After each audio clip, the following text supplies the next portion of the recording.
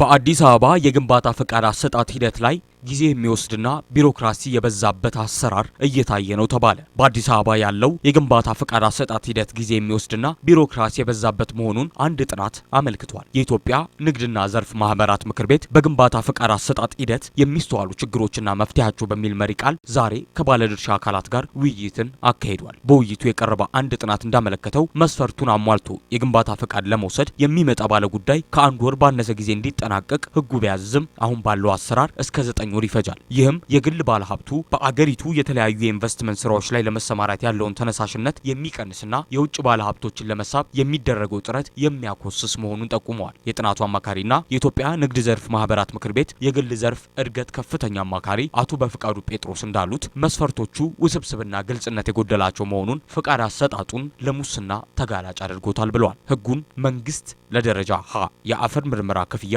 አያስፈልግም ቢልም አንዳንድ ክፍለ ከተሞች ግን ክፍያ የሚጠይቁ በመሆናቸው ወጥነት ያለው አሰራር እንዳይኖር ማድረጉን ገልጿል። በተለይ የአፈር ምርመራ፣ የወሰንተኛና የባለ ይዞታ ስምምነት፣ የተለያዩ ክፍያዎች በተበጣጠሰ ሁኔታ መካሄድና የፍቃድ ሰጪ ተቋማት የአቅም ውስንነት ፈቃድ አሰጣጡን ለቢሮክራሲና ለተጓተተ አሰራር ተጋላጭ አድርጎታል ነው ያሉት። ዘገባው የኢትዮጵያ ዜና አገልግሎት ነው።